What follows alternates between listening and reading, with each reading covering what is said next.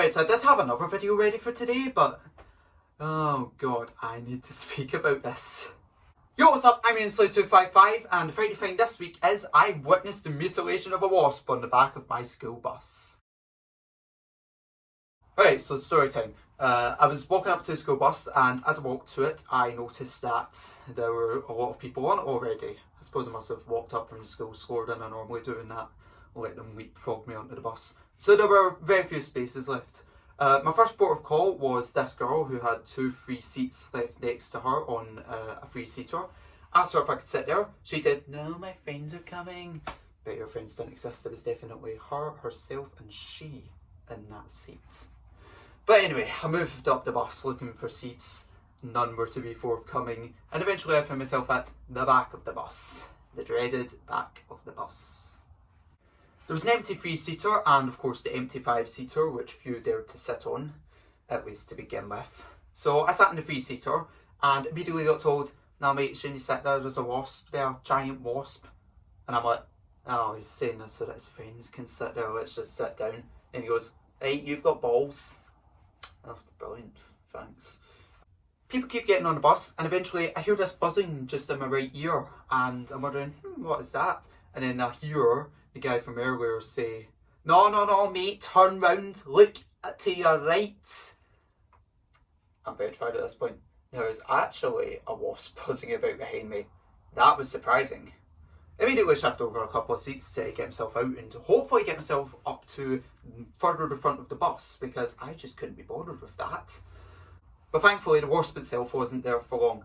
The guy's friend came in and just squished it. You know, as you do. I'd have probably just left it, but he can do whatever he wants.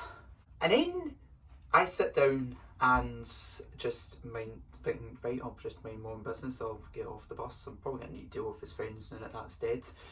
Oh, I did not know the half of what was about to happen, because unbeknownst to me, the friend has skewered this wasp on a pen. And he's got a lighter. And he intends to burn the wasp.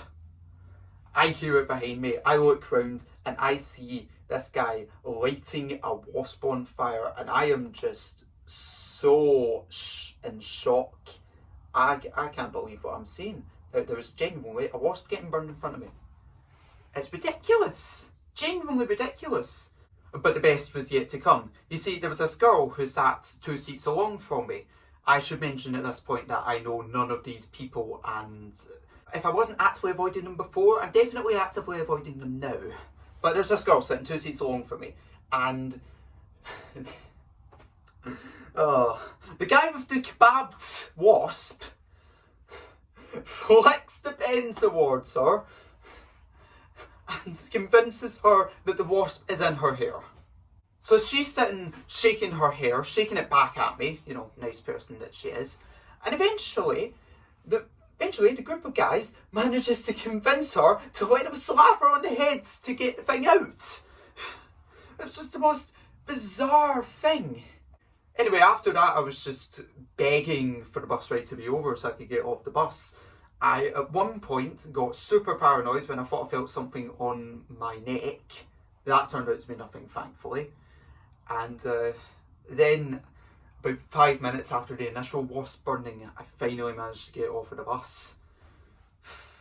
I was completely ridiculous. Absolutely mental. So mental, in fact, that I put off an entire ass video I had planned for today just to make this, just to get the story out to yous. You should be thankful. Anyway, that's the story. If you liked it, then that's bra. If you didn't, you have no heart. That was quite bloody awesome. I'll see you next Friday then. Maybe I'll put out the video I had planned for this week. Maybe I won't. You'll find out.